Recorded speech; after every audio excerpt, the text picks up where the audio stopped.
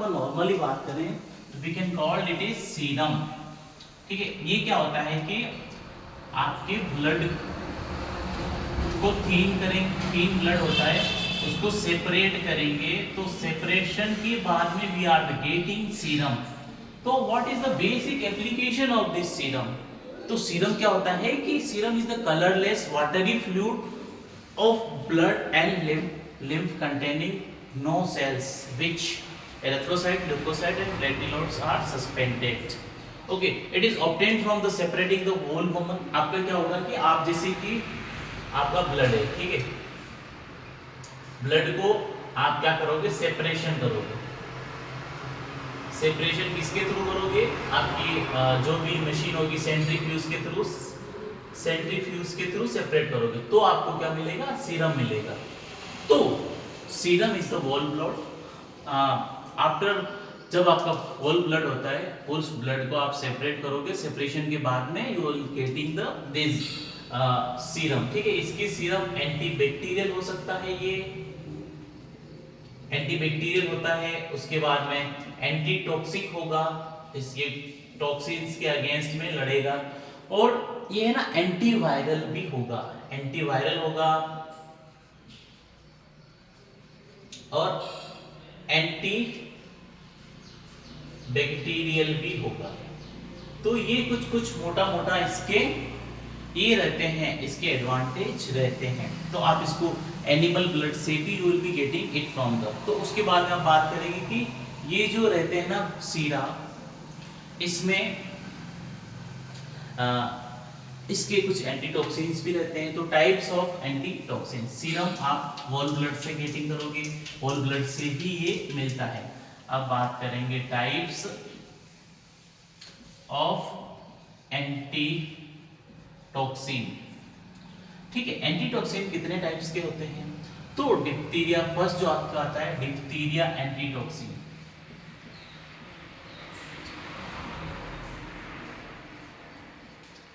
Diphtheria antitoxin क्या होता है कि ये अगर आपने देखा होगा कुछ टाइम में आपको अचानक से पसीना हो जाता है, आपको शरीर काम वाइब्रेशन होना शुरू हो जाता है, तो उस टाइम में क्या है कि आपको डिप्थीरिया होने के चांसेस बढ़ जाते हैं। तो ये क्या होता है कि डिप्थीरिया एंटीटॉक्सिन्स कहाँ से बनता है डिप्थीरिया डिजीज में? तो ये है ना आपके हॉर्स का ब्लड लिया जाता है, घोड़े का ब्लड लिया जाता है, उस ब्लड को क्या किया जाता है, फिर सेपरेट करते हैं, सेपरेशन के बाद में you will be getting diphtheria antitoxin. तो ये क्या है कि कॉर्निबैक्टीरियम,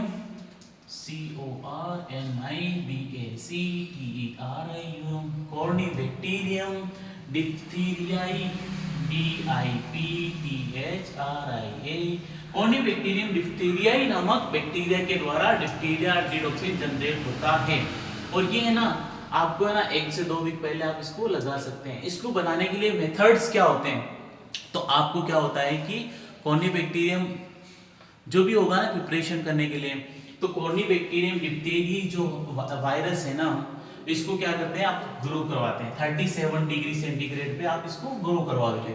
ग्रो करवाने के लिए 4 से 7 दिन लग सकते हैं आपको। फिर उसके बाद में क्या करोगे, आप इसमें 0.5% फिनोल आप इसमें ऐड करोगे। ठीक है, फिनोल ऐड करने के बाद में क्या करोगे, आप इसको फिर उसके बाद आप इसको फिल्टर करोगे।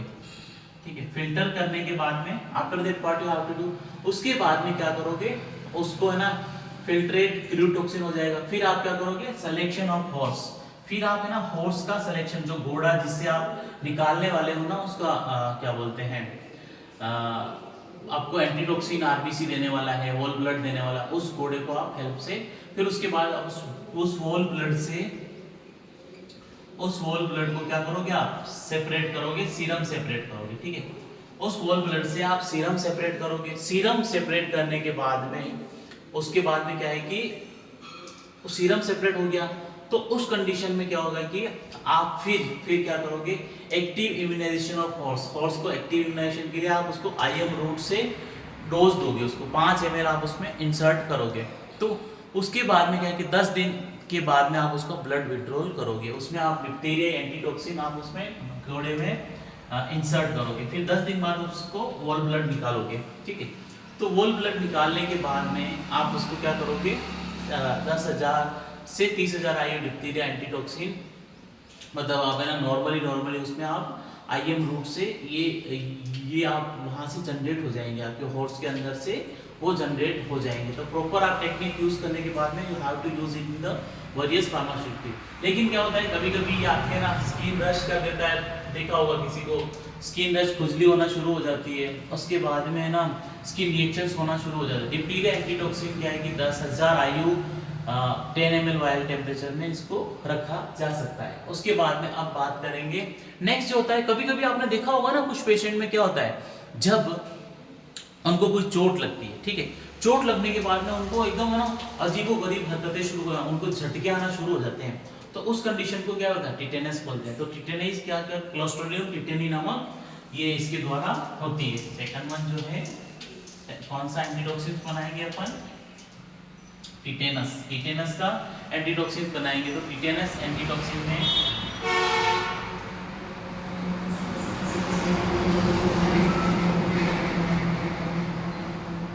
ठीक है, टिटेनस एंटीटॉक्सिन के लिए क्या है कि आप ना हेल्थी हॉर्स का ही ब्लड आप इसमें यूज में लेंगे, जो क्या करेगा कि न्यूरोटॉक्सिन को प्रोड्यूस करेगा और क्लोस्ट्रिडियम टिटेनी को ग्रोथ करेगा। तो ये कलरलेस येलो लिक्विड होता है। टिटेनस के लिए क्या है कि येलो कलर का देखा होगा, जब आईएम इंजेक्शन लगाते हैं ना तो येलो कलर का लिक्विड आपके अंदर इंसर्ट किया जाता है। तो ये भी काफ़ी यूजफुल रहता है।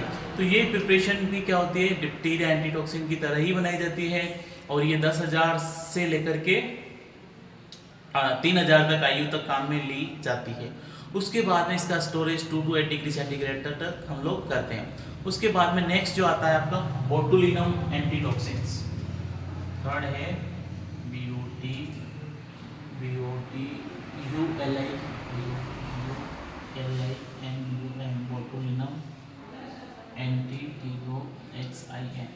Botulinum antitoxin.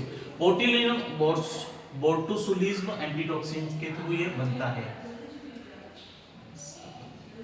बोटुसुलिज्म एंटीटॉक्सिन के द्वारा ये बनता है। ये क्या होता है एंटीबॉडीज इसमें प्रेजेंट रहते हैं। तो ये न्यूरोटॉक्सिन को ब्लॉक करता है क्लोस्ट्रिडियम बोटुलिनम के द्वारा। तो ये क्या होता है कि आईएम रूट या आईवी रूट के थ्रू प्रोड्यूस करता है। लेकिन हाँ, इसको देने से पहले आपको स्किन टेस्ट करना बहुत ही जरूरी रहता है, क्योंकि स्किन के साथ में बहुत ज़्यादा हाइपर सेंसिटिव रहता है। तो इसको पेच टेस्ट भी करना बहुत ही जरूरी होता है। इसका स्टोरेज आपको है ना 2 से 8 डिग्री सेंटीग्रेड पे आप उसको स्टोर करना रहता है। अब बात करते हैं गैस गैंग्रीन एंटीटॉक्सिन्स, ये क्या होते हैं। तो जिन पेशेंट्स को गैंग्रीन की बीमारी होती है ना, उनके लिए गैस गैंग्रीन दिया जाता है। तो gas gangrene infections produce tissue fall smelling gas gangrene.